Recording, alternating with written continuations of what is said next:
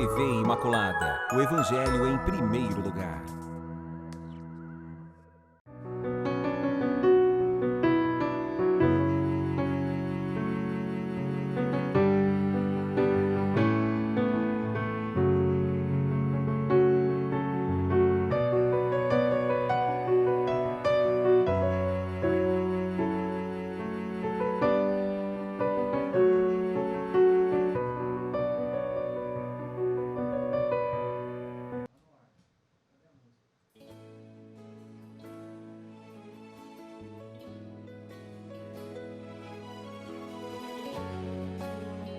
Nós voltamos, assim como nós prometemos, estamos de volta ao programa Respostas, aqui pela TV Imaculada, esse canal de televisão que evangeliza, que ajuda você a fazer seu caminho como cristão, como pessoa que busca realizar a vontade de Deus. Minha saudação carinhosa a todos vocês que neste momento estão participando, estão aqui conosco no programa Respostas, com muita alegria.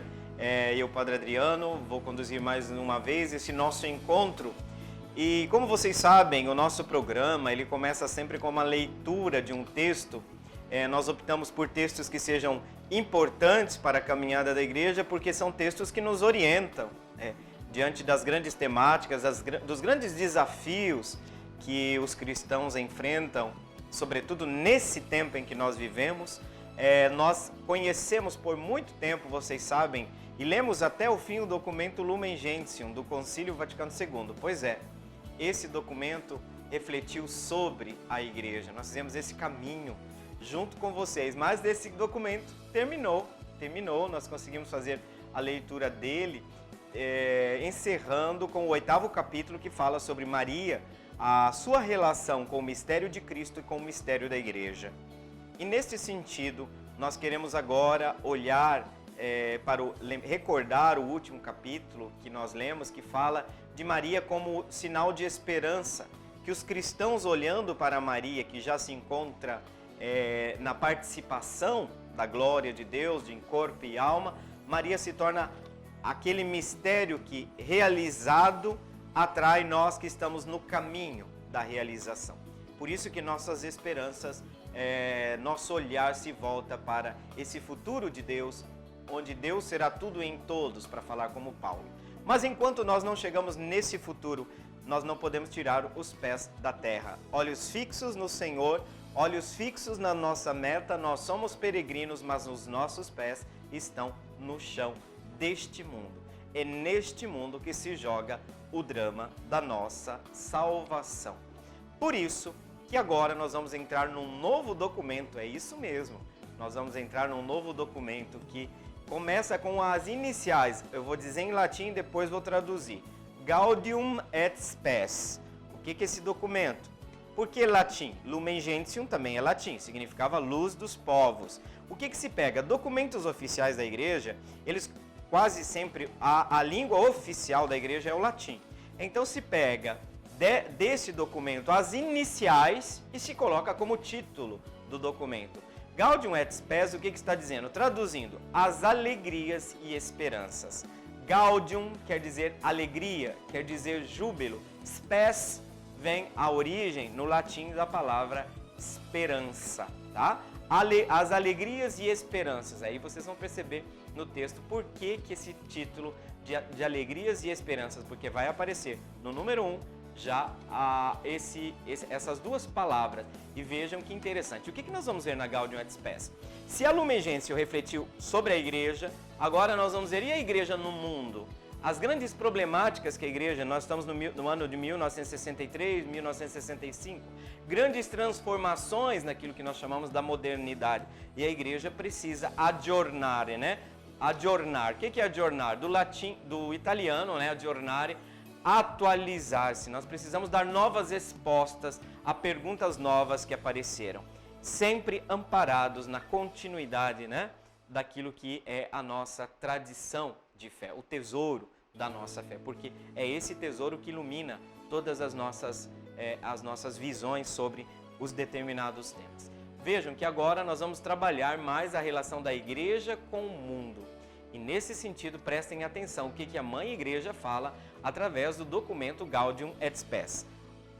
acompanhemos nesse momento a leitura da Gaudium et Spes. Sobre a Igreja no mundo atual. Íntima união da Igreja com toda a família humana. As alegrias e as esperanças, as tristezas e as angústias dos homens de hoje, sobretudo dos pobres e de todos aqueles que sofrem, são também as alegrias e as esperanças, as tristezas e as angústias dos discípulos de Cristo. E não há realidade alguma verdadeiramente humana que não encontre eco no seu coração, porque a sua comunidade é formada por homens que, reunidos em Cristo, são guiados pelo Espírito Santo na sua peregrinação em demanda do reino do Pai, e receberam a mensagem da salvação para comunicar a todos. Por este motivo, a Igreja sente-se real e intimamente ligada ao gênero humano e à sua história. Gaudium et Spes. Vejam como termina esse texto ao dizer que a Igreja se sente real e intimamente ligada ao gênero humano e à sua história. É muito bonito nós percebermos, como vocês viram aí, Gaudium et Spes, este documento que começa as alegrias e as esperanças. Não falei para vocês, viu? É do latim, né? Gaudium et Spes. Et quer dizer e, né? Que maravilha a gente conhecer esse documento, porque vocês vão perceber que nós vemos uma igreja em atitude de diálogo com o mundo, tá? O que é que nós precisamos entender com o mundo? Algo do mundo é aquilo que rejeita o projeto de Deus, é aquilo que é força do antirreino, mas também João coloca que Deus enviou seu Filho ao mundo, não para julgar o mundo, para condenar, mas para salvar o mundo. E esta perspectiva está presente do começo ao fim da Gaudium et Spes. Eu não vim ao mundo para julgar o mundo, porque o mundo já jazia sobre a força das trevas. Mas para que o Filho de Deus vem a esse mundo? Para trazer a luz, para trazer a vida, para trazer o caminho da realização. E a igreja está dizendo, não sou eu, e é por isso que muitos cristãos não conseguiram dar um passo na sua fé. Por quê? Porque a igreja tomou esta posição que não é nova no sentido do seu conteúdo, mas enquanto atitude, porque por muito tempo a igreja se fechou para o diálogo. Porque o que a igreja se pensava? Como parte do ocidente europeu. Então, o que a igreja dizia era aquilo que o mundo tinha que ouvir. Mas os tempos mudaram, a modernidade trouxe o surgimento de uma sociedade autônoma. E a igreja teve que reconhecer, tá, aquilo que nós chamamos a autonomia das realidades temporais. Isso para falar de maneira clássica. Ou seja, parte da sociedade já não estava mais sobre o domínio do Estado Pontifício. Estou falando, claro, do contexto da Europa. Mas era uma igreja acostumada a internamente ler o mundo. Mas agora o que nós temos é o contrário. É uma igreja que reconhece a autonomia dessas realidades, mas que quer iluminar, quer apresentar uma proposta, o Evangelho, a Boa Nova para o homem de hoje.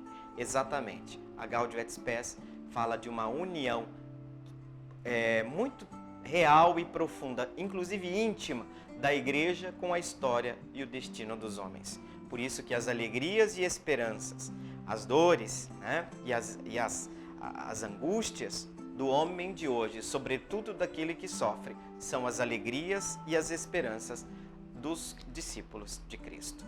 Nós vamos agora para o nosso intervalo e gostaria de deixar para vocês essa mensagem. Lembrem que nós vamos voltar nesse número 1, porque ele é muito importante para nós, tá? Vamos para o intervalo e nós temos muitas perguntas. Gente, chegaram muitas perguntas para nós, mas nós já voltamos para o segundo bloco e vamos começar a responder essas questões.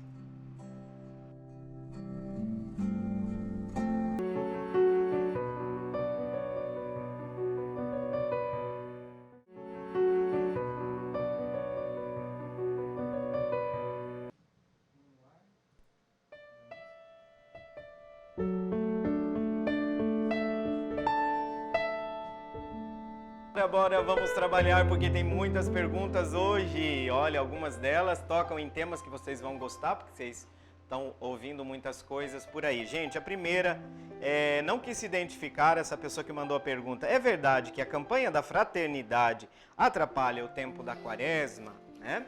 O que atrapalha o tempo da quaresma é divisão, falta de amor, falta de comunhão com os bispos, falta de comunhão com o Papa, a soberba, o orgulho. O que atrapalha a campanha da fraternidade é gente que, no lugar de ouvir a conferência dos bispos, começa a ouvir um tal de Centro Dom Bosco, que os salesianos já disseram, escreveram uma carta dizendo: nós não temos nada a ver com esse centro, mas tem muito dinheiro por trás, então eles fazem vídeos terríveis, assim, acusando, colocando meias verdades juntas, e muita gente tem caído. Isso atrapalha, sim, a campanha da fraternidade. E vergonhosamente nós vemos que, infelizmente, até em grupos de catequistas que estão indo, divulgando dentro de grupos de igreja, esses vídeos desse tal Centro Dom Bosco, que difama há muito tempo, se vocês não precisam ir muito longe, um dos primeiros caluniados por este centro é o próprio Papa Francisco. E tem catequista que deveria, com certeza, rever a sua missão na igreja, né?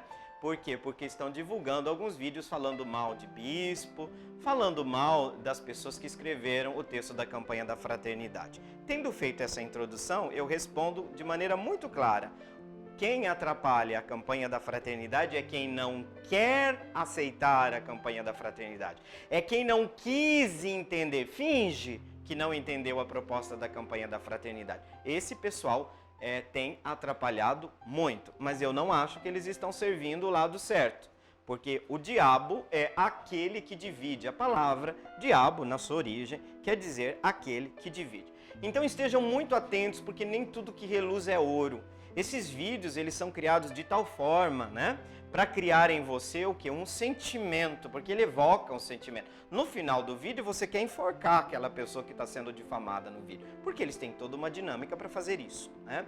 Alguns padres caíram nisso também. Tem muitos padres por aí que foram nessa onda, na modinha, né? A modinha do momento é atacar a campanha da fraternidade. Então, uma coisa é questionar alguns pontos. Absolutamente, pelo amor de Deus. Ninguém disse que o texto base da campanha da fraternidade é livro inspirado por Deus, tá? Primeira coisa. Não é. Então, nós sabemos que foram um grupo de 9 igrejas, olha que bonito. 9 denominações religiosas unidas para escrever um texto, tá? É fácil isso? Não. Significa que foi o CONIC, não foi a CNBB que escreveu, porque vocês vão perceber que nós católicos temos uma linguagem, né? Ali é óbvio que nós temos que dialogar, né? Alguns termos, mas eu falo que é obra do Espírito Santo, gente. É o Espírito Santo trabalhando para a retomada da unidade do corpo de Cristo. Porque o grande escândalo não é 9 igrejas reunidas para escrever um texto.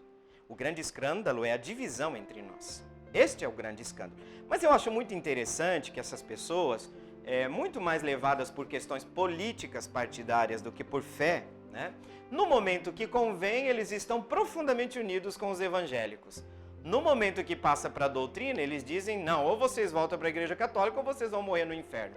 O mesmo discurso que fazem muitos dos irmãos protestantes em relação aos católicos. Mas o que nós fazemos, pessoas um pouco mais sensatas, ou tentamos ser, nem sempre conseguimos. Nós tentamos a mediação de um diálogo que seja capaz de reconstruir a unidade entre os cristãos. Isso é o que a igreja está fazendo desde o Concílio Vaticano II, quando fala do ecumenismo. Aliás, eu acho muito engraçado nas redes sociais o povo que confunde ecumenismo com comunismo. Eu vou lá e ponho sempre uma risadinha, né? Porque é gente que está arrotando coisas como se tivesse sentado na cátedra de Moisés. Mas é de uma burrice que eu fico assim pensando, meu Deus, realmente, se tem uma coisa que pode nos levar para o inferno é a ignorância. A ignorância pode, porque não é a ignorância de não conhecer, né? A ignorância no sentido negativo do termo, né? Eu não quero ver a luz, eu não quero, né? É um posicionamento diante da vida. Então, o que eu diria para vocês? agora eu vou voltar ao centro da pergunta. Uma das grandes acusações, mas isso não aconteceu agora não, viu? Eu ia falar o seu nome, mas não dá para dizer o seu nome que você quis ficar anônimo. Mas tá bom, eu me dirijo a você. Olha só, desde sempre, aquelas pessoas que não conseguem entender que o Evangelho é capaz de iluminar política não no sentido amplo, do bem comum, a vida econômica, nossa vida social. Gente, Deus não gosta das desigualdades. As diferenças são normais. Ninguém quer que todo mundo tenha uma piscina no fundo de casa. Não é isso. Mas dignidade, todo mundo tem que ter, gente. Isso é a Sagrada Escritura, Isaías, qual que é o jejum que eu quero? A palavra de Deus, semana passada, a primeira leitura, eu abomino as assembleias de vocês. O jejum que vocês me fazem me dá ânsia. As reuniões de vocês, sabe o que são as reuniões? Quando eles se reúnem para rezar, seria a nossa missa. As reuniões de vocês eu abomino, eu não suporto os sacrifícios de vocês. Eu não preciso dos touros que vocês me oferecem. Aí qual é o verdadeiro jejum? É vocês darem sustento, fazerem justiça ao órfão e à viúva? Este é o jejum que me agrada. Então isso, quem inventou não foi a doutrina social da igreja, ilumina com a luz do Evangelho todas as realidades da nossa vida. Todas. Todas. Você, empresário, você que trabalha numa empresa, tem uma luz do Evangelho para você. Você não pode ser qualquer empregado. Você não pode ser qualquer patrão. Você é um patrão cristão. Você é um empregado cristão. Você está trabalhando, tirando sustento. Tem inúmeras questões que nós temos que ver. Então esse discurso é daquela gente que não aceita a doutrina social da igreja, não aceita a dimensão social da fé. Padre Zezinho tem falado isso sempre tem voltado nessa tecla. Essa gente que perdeu uma fase da história da igreja, perdeu uma fase da tradição. Então eles estão falando aí, são extremistas, eu diria são fundamentalistas, tá? O que é pior que eles têm um grande acesso às tecnologias. Então tem muita avó e muita tia que não tendo outra coisa para fazer na vida, fica ali nos grupos. E é claro, aí fica espalhando para todo mundo. Por quê? Porque a impressão que dá quando você vê esses vídeos é que você descobriu a roda. Eureka! Meu Deus! E aí a gente quer ensinar para todo mundo. Gente, você quer dar aula para o bispo? Ficou louco? Quer ensinar o Papa a ser Papa?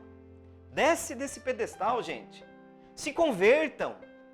Se convertam. É um apelo que eu faço aqui agora. A salvação de Cristo também é para você. Se converta, saia das linhas de extremismo. Você não está defendendo a tradição da igreja. Você está defendendo uma linha ideológica. Você é defensor de uma linha ideológica. A mesma coisa eu falei para muitos amigos meus que se desviaram para o caminho da militância política.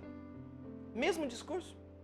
Militância política de esquerda. Vocês perderam o contato com a seiva da fé.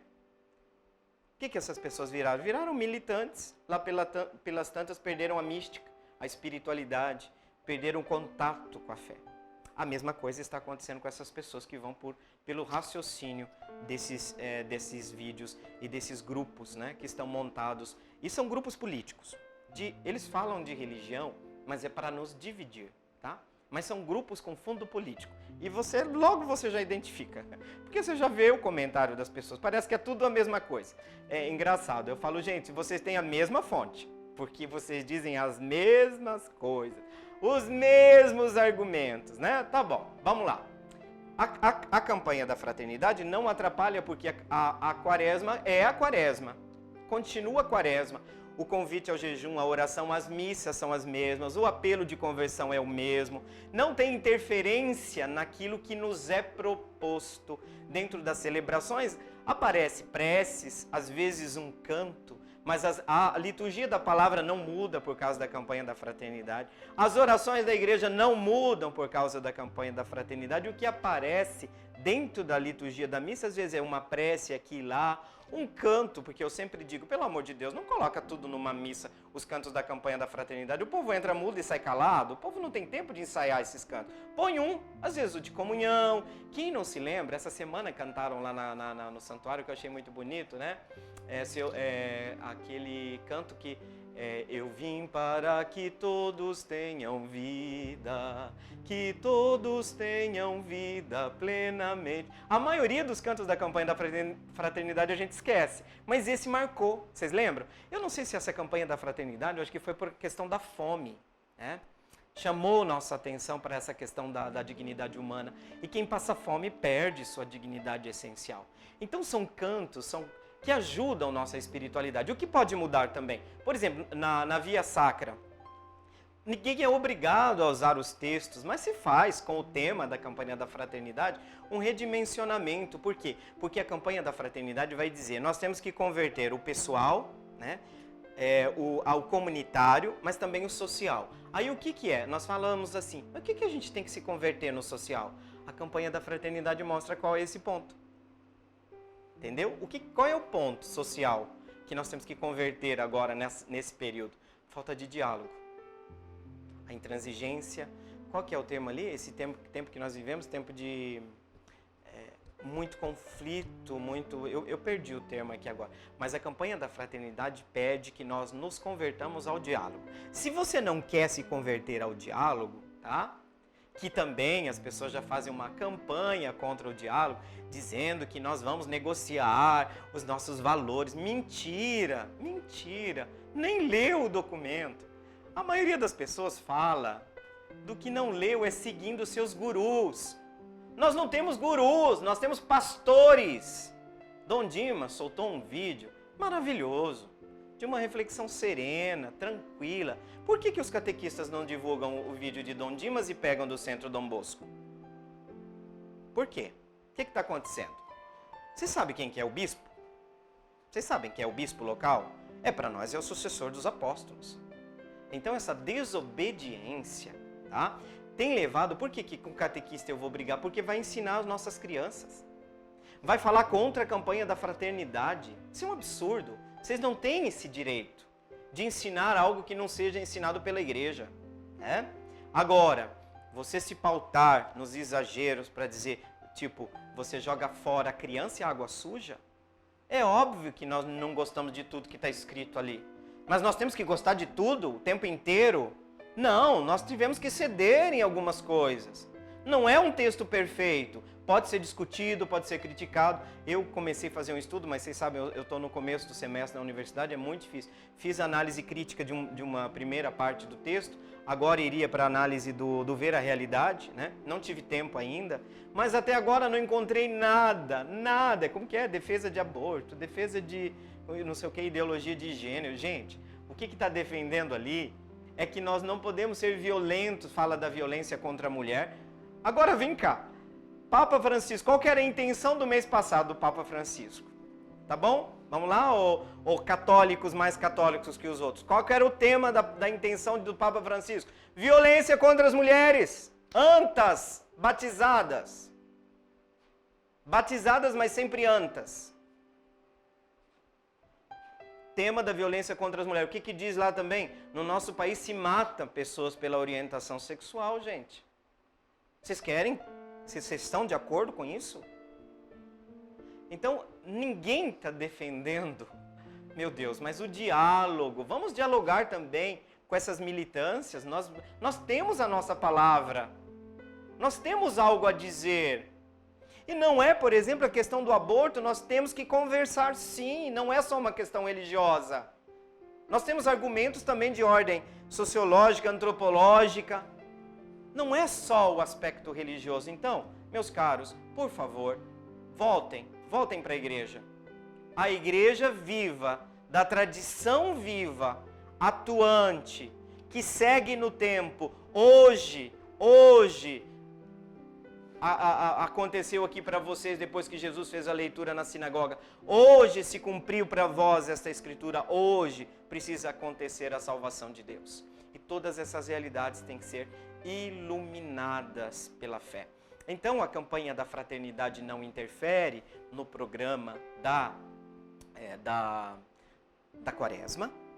Você é convidado a fazer todas as práticas que sempre fez, intensificar a oração, o jejum, renúncias. Tem pessoas fazendo propostas de renúncias muito bonitas, não falar mal de ninguém, coisas bonitas que acontecem. É um tempo de renovação da nossa comunidade, porque nós nos afastamos do caminho do Senhor e a gente precisa voltar sempre. A gente precisa ressuscitar o Evangelho dentro de nós, porque senão as vozes do mundo vão se tornando mais fortes, mais fortes. E quando vê, a gente está pensando como o mundo não interessa, o mundo diz assim, passa por cima do outro, o importante é você estar bem, o resto se lasque. Essa voz está assim, ó, desista do amor, seja egoísta você também, traia você também, está todo mundo fazendo assim.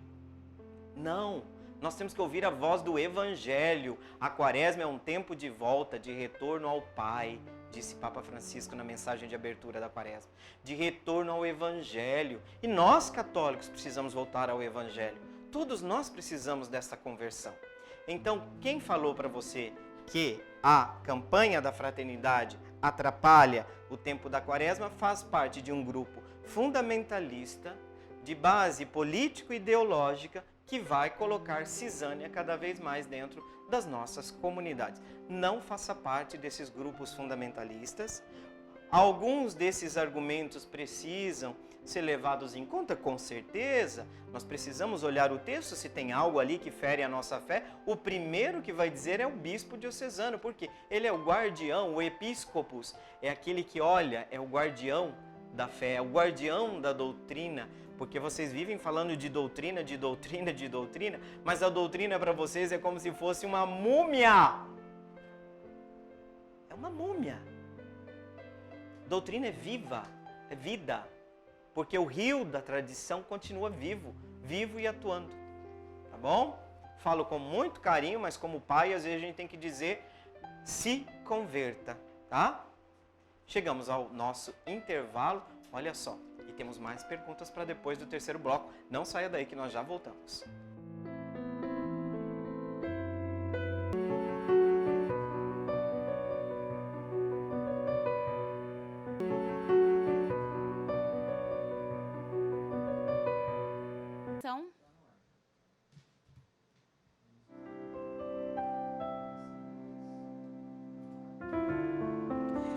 Estamos de volta. Eu estava pensando sobre o que falava anteriormente. A palavra que eu estava buscando é intolerância. É uma palavra que está muito presente no dia de hoje. Nós precisamos saber de tudo e as redes sociais inflamaram esse clima de polarização, né? Nós temos que ir no polo de um extremo e de outro, quando na verdade o convite é estabelecer pontes, fazer comunhão. E eu sei que talvez um não católico, um não cristão que tenha entrado no bloco anterior tenha dito, meu Deus, se vocês cristãos estão desse jeito, sim, eu falo que nós estamos dando um péssimo espetáculo para o mundo, péssimo. Mas eu digo para vocês, essas divisões, a verdade aparece. Tem grupos de linha muito mais política partidária do que de religioso por trás de tudo isso. Aí se uniu com outro movimento reacionário, fundamentalista, e aí o que eles têm? Esse povo tem muito dinheiro e esse povo tem uma capacidade enorme de atingir as redes sociais. Então a gente tem que tomar muito cuidado para não ir nessa onda, porque tem muita gente caindo. Até vocês sabem que isso tem influenciado o posicionamento da Igreja Universal. Vocês sabem que o Papa Bento XVI deu uma entrevista esses dias e o repórter ainda dizia que ele falava, era quase difícil entender o que ele está falando. Mas de uma vez por todas, as especulações, você sabe que tem gente que adora a teoria da conspiração, né? Tem gente que vive disso. Eu fico me perguntando, não tem nada para fazer? Vai achar o que fazer, vai lavar uma louça, vai carpir um quintal, né? Vamos procurar o que fazer. Porque ele disse ali, não existem dois papas. Aí ele mesmo disse, eu sei que eu tenho seguidores, e ele diz ali, fanáticos, tá? Papa Bento XVI usa o termo fanáticos, que não tiram da cabeça que o Papa ainda é ele, não é Papa Francisco. Então vocês percebam que dentro da igreja, esta grande instituição, existem inúmeras correntes. Ora, como é que nós sabemos que essas correntes são católicas? Enquanto elas permanecem no núcleo da tradição, naqueles pontos onde eu posso ir, eu dou a ideia de um rio. O rio, você está dentro dele indo para essa margem, você indo para essa margem. você saiu desta margem, você se excluiu. Por quê? Porque você, algo essencial da fé, você já não aceita mais. Por exemplo, não aceitar o Papa é algo essencial para nós cristãos católicos? Sim, é. E aí, eu vejo católicos que eu entro nas redes sociais, ele se não me representa, mas, cara, ele não foi eleito por você. O Papa, nós não estamos numa democracia. Foi o Espírito Santo que agiu, nós rezamos todos como igreja, mas foram os cardeais que escolheram o Papa, não fui eu. Tanto que, olha só como é a obra de Deus. Quem é que o povo, a mídia, tinha escolhido como Papa? Vocês lembram os nomes? Tanto que quando falou Bergoglio, o sobrenome desse cardeal, eu estava na Praça São Pedro. Um silêncio. Só foi quebrado o silêncio porque todo mundo olhava assim um para a cara do outro. Quem é esse? Quem é esse? Aí eu já ouvi uma senhora de longe gritando. O sobrenome é italiano, mas ele não é cardeal italiano. O que deu de gente num desespero atrás dos tablets, dos celulares, para saber de onde é esse tal de Bergoglio. Para mim, nem existia, não sabia desse cardeal. A não ser que umas 2 semanas antes, assistindo a TV italiana, falando sobre a questão dos papáveis, né? Primeiro se falou o cardeal Odilo Scherer, o cardeal Scola de Milão, todos os nomes dos papáveis, né? E daí se falava, alguns historiadores, aí citando os cardeais, mas não como papáveis, se falou, apareceu esse nome Bergoglio, é a única coisa que eu me lembro, mas eu nunca tinha ouvido falar nesse homem. Não fui eu que elegi Papa Francisco. Podia ser Papa José, desculpa aí falar dessa forma, eu não quero, é um pouco meio...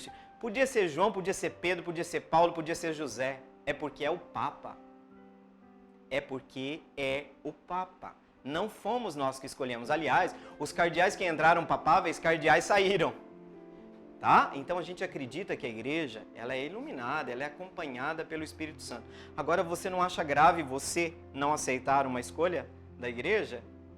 Quem você pensa que é? Se você é católico, eu estou me dirigindo, tá? Quem não é, não conhece a estrutura da nossa fé. Mas quem conhece já é culpado. Já tem a culpa porque conhece, sabe como é importante para nós, né? E tantas coisas lindas esse Papa está fazendo. Agora há pouco eu mostrei aqui, né, a foto dele, gente, fez um encontro que está sendo preparado há 3 anos com aquele líder xiita dos muçulmanos. Teve um encontro interreligioso ali, de onde nasceu o nosso pai na fé, Abraão, né, na província ali do Iraque, daquela região. Gente, uma reunião que você vê um Papa com diversos membros, um encontro interreligioso, é um sinal de Deus. Aliás, eu não vou lembrar aqui agora que o terrorismo, o Papa Francisco falou, não vou encontrar aqui agora, mas ele fala que o terrorismo não é uma coisa de Deus, né? Que a paz não é ter vencidos e vencedores. Então vocês estão lendo já, católico, em vez de ficar atrás do CDB, vai ler o que o Papa está dizendo, coisas maravilhosas, coisas lindas. Embora ali se trata de diálogo interreligioso, não é ecumenismo. Ecumenismo, aulinha básica, catequese, ecumenismo é entre cristãos. Nós estamos divididos em 3 grandes grupos: cristãos católicos, cristãos orientais, cristãos da reforma, vamos assim dizer, reformados da reforma protestante, tá? Nós estamos divididos, entendeu?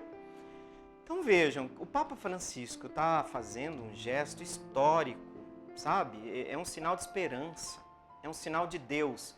Mas tem gente que, como os fariseus que viam Jesus agindo por Satanás, tem gente que vê o Papa Bergoglio, o Papa Francisco, agindo como se fosse pelo mal. Os olhos estão tão cegos que atribuem ao mal aquilo que é obra de Deus. Papa Francisco é uma obra de Deus. Eu tenho profunda convicção disso. Então, por favor, tempo de quaresma, vai dar uma revisada na sua vida, vai rezar, vai escutar o bispo da sua diocese, vai escutar o Papa, né? Estamos aí, a igreja é mãe, saia desses círculos fundamentalistas porque eles vão desviar você da fé. Ou então, deixe a igreja católica, né? É um direito que você tem. Mas dentro da igreja católica nós temos amor, respeito e devoção ao sucessor do apóstolo Pedro. Muito bem. Ficamos em torno de algumas questões e olha, as perguntas, meu Deus, eu sei que vocês de casa estão querendo já enforcar o padre, né? Não tem problema não, mas a gente vai tentar responder. Eu já falei para vocês, ninguém joga nenhuma questão daqui, tá? Então vocês podem acompanhar que uma hora chega, tá? Não é só estratégia para vocês ficarem conosco não, tá? Quanto a isso, fiquem tranquilos, nós realmente temos por princípio responder as perguntas, tá? Vocês sabem que vieram algumas perguntas que foram até umas pauladas, né? Mas eu falei, bora! A gente se comprometeu, né? A gente tem que levar paulada às vezes também, né? Estamos sempre aprendendo todos, não é verdade? Eu estou. Pergunta, um cristão pode evocar os mortos? E aí? Gente, eu vou trazer para vocês aqui um dado da nossa fé. Eu vou responder isso a partir daquilo que nós acreditamos quando rezamos o creio. A resposta para esta pergunta está no creio. Nossa, padre, como assim está no creio? Creio na comunhão dos santos. Quem são os santos? Vocês sabem que santo, a gente se refere normalmente a alguém que passou por um processo de canonização. Mas a igreja não diz assim, morreu, virou santo. Não, ele foi santo em vida, viveu o evangelho de forma tão profunda, a intimidade com Cristo, que se tornou uma luz para nós. A igreja reconhece a santidade. Então, santos, comunhão, está dizendo aqueles que estão na dimensão peregrina da igreja neste mundo, mas aqueles que também já ultrapassaram a dimensão terrena, estão participando desta dimensão que nós chamamos de igreja triunfante. É um termo que a teologia clássica usa, igreja peregrina e igreja triunfante. O que a comunhão dos santos admite? Uma ponte entre o céu e a terra. Tá? Existe uma ponte entre o céu e a terra. Tanto é verdade, já vou dizer de cara. Como é que você vai invocar o auxílio de um santo se não existe a possibilidade de um canal de graça para chegar para nós? Como é que nós podemos dizer que Jesus é o nosso eterno intercessor diante do Pai, se não existe a possibilidade de um intercâmbio, de uma comunicação entre o céu e a terra? Isso para falar só desses pontos teológicos. Mas e entre nós, seres humanos? Esta comunhão também se estabelece? Absolutamente, senhores e senhoras. Senhoritas.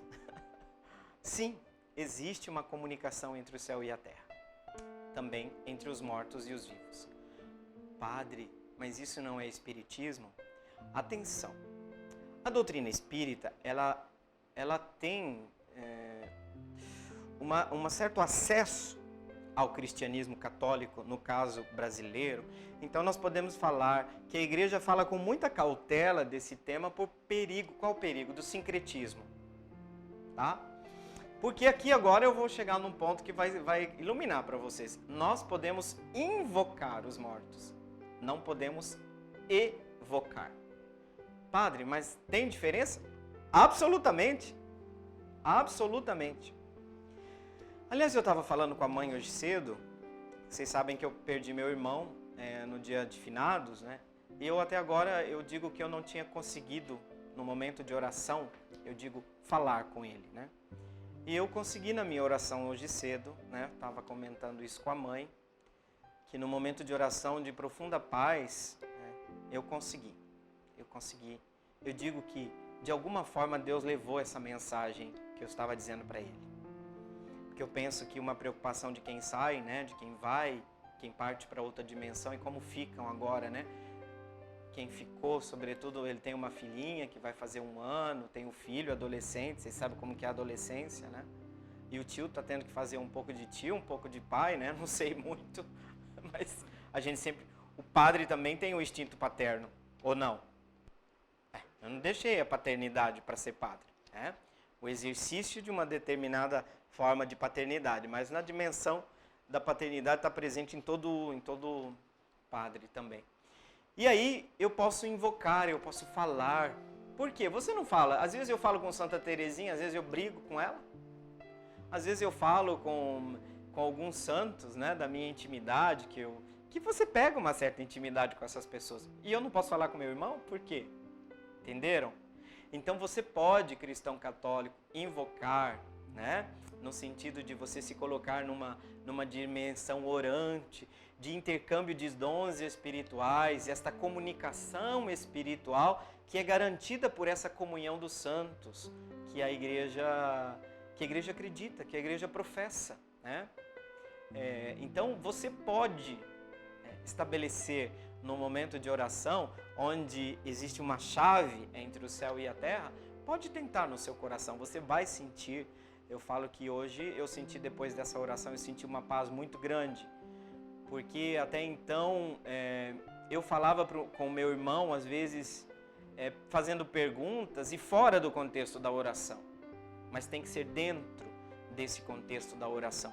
Por quê? Porque a ponte que existe não é mais material. Tá?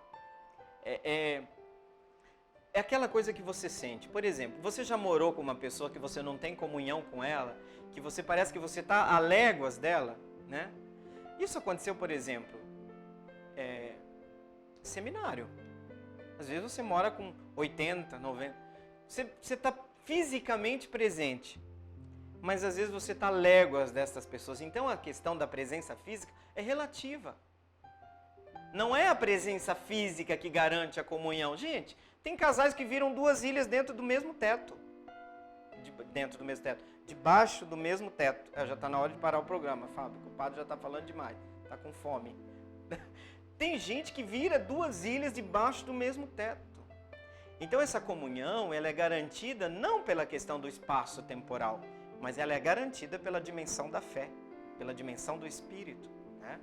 Então, você sente, é mais um sentir, é mais um aspecto místico, é mais uma ponte espiritual do que simplesmente porque essa pessoa não está mais nessa dimensão física, né? Ela fez a passagem, como diz o pessoal alega que foi Santo Agostinho, mas tem aquele, eu não sei se é um filósofo inglês que fala, eu estou do outro lado do caminho, né? Nós colocamos isso na celebração do 7º dia do meu irmão. Eu estou do outro lado do caminho. Mas esse outro lado do caminho nos é permitido, né, acessar por conta dos dons espirituais, do intercâmbio que a fé nos permite. Então, não, você não pode evocar os mortos no modo, para nós cristãos católicos, com todo o respeito a quem faz isso, tá? Eu estou dizendo para nós católicos. Nós não evocamos esses mortos, mas nós invocamos. A diferença está exatamente nisso, né? Então nós estabelecemos um diálogo de comunhão, de amor, e o amor é algo que está muito além, né, do físico, nesse sentido.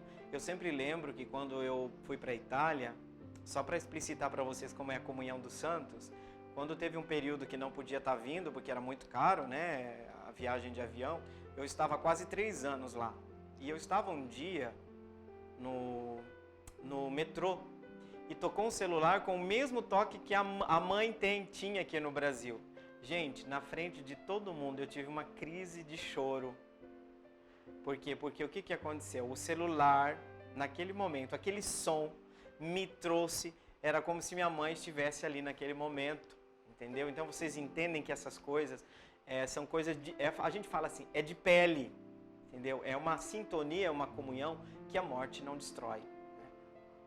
A gente não acredita nisso, mas o amor tem uma força que não consegue ser derrotada pela morte. Isso está muito presente por causa que nós acreditamos na ressurreição. Porque é a vitória do amor sobre o ódio.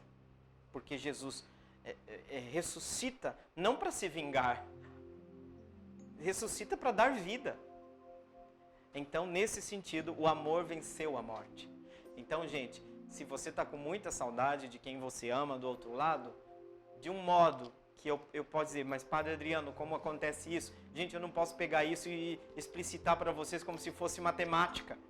Mas eu tenho certeza, absoluta convicção, a partir da nossa profissão da fé na comunhão dos santos, que nós temos a possibilidade de manter esta comunhão, vamos assim dizer, comunhão, diálogo com quem partiu. Isso é muito lindo, isso é a nossa fé. Então a gente, com medo às vezes, de dizer que nós estamos caindo numa outra doutrina, nós temos que entender que isso é um elemento constitutivo da nossa fé. Tanto é verdade que na oração das exéquias, a oração quando tem a encomendação do corpo, que o padre vai, uma das orações ali colocadas significa que se é a igreja que coloca, é oração oficial, é texto que a gente pode acreditar, porque assim como a igreja reza, ela crê, e como ela crê, ela celebra, ela reza, ela ora. Então ali está dizendo, até o dia em que nós nos reencontraremos todos em Deus. Veja que maravilha. Nós nos reencontraremos. Quer dizer que se fala aqui de um reencontro, tá? O reencontro no final dos tempos está fazendo referência à ressurreição final, todos esses eventos que vão restabelecer a plenitude da obra salvífica de Cristo, de Deus. Gente, mas isso para dizer que o reencontro é possível exatamente porque nós vamos nos reencontrar em Deus. Não vai ser um encontro só com Deus. Em Deus, nós vamos entrar na dimensão de Deus e em Deus, tá? Nesta plena comunhão com Deus, nós vamos reencontrar nossos entes queridos. Uma coisa que eu falo nos funerais é assim, gente, eu falava para os outros, né, mas eu tive que aplicar isso também para mim, né, no funeral do meu irmão. Se os pregadores de religião, os padres, pastores, falam que o céu é o lugar da felicidade plena, hein? Plena. Como ser feliz plenamente? Ou seja, quando é que eu sou feliz plenamente? Não falta nada. Estou pleno, né? Como ser feliz plenamente se nós não sabemos onde estão aquelas pessoas que Deus nos convidou para amar a Deus e ao próximo? Onde está o meu próximo? Então, se Deus perguntou para Caim, onde está o teu irmão? Nós vamos perguntar um dia para Deus, onde está minha mãe? Onde está meu irmão? Né? Onde estão aquelas pessoas que eu amei nesse mundo? E Deus vai nos apresentar como resposta esta comunhão com eles. De um modo que o padre agora não tem tantos elementos para dizer o como, mas com certeza isso vai acontecer. Nos reencontraremos todos no abraço do Pai. Sabe, quando o vô, a gente ia para casa do vô lá no Paraná, né? O vô pegava, gostava, vem todo mundo, a gente vinha todo mundo. É a imagem do Pai, de Deus. A gente, ao mesmo tempo, olha só, às vezes a gente estava brigado com o priminho, com o primo, com o irmão, né? O vô pegava e apertava todo mundo. Ao mesmo tempo que você amava, porque você está abraçado pelo vô, pelo pai, você se vê ali junto, apertado, próximo, né? Com a prima, com o primo, com o irmão, com a irmã, né? Com os amigos. E isso é lindo. Eu penso que o céu vai ser isso. Deus dá um abraço em todos nós e ao mesmo tempo nos aperta um ao outro e nós vamos perceber, porque nossa identidade é restabelecida, a plenitude do nosso ser, então nós vamos nos reconhecer no abraço do Pai. Isso não são só belas palavras, eu falo para vocês porque eu acredito profundamente nisso, tá bom? Pois é, me avisaram, assunto pesado agora no final, né? Mas é importante a gente tratar disso também.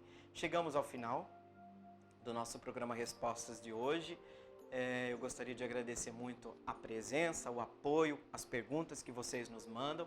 Pode continuar mandando. Olha, gente, infelizmente ainda tem um par de perguntas aqui, mas não se esqueça que nós vamos responder.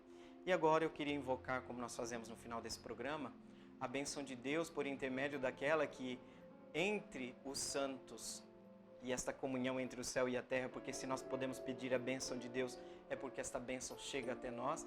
Nós queremos invocar essa bênção, por intercessão da Imaculada, assim invocada por São Maximiliano.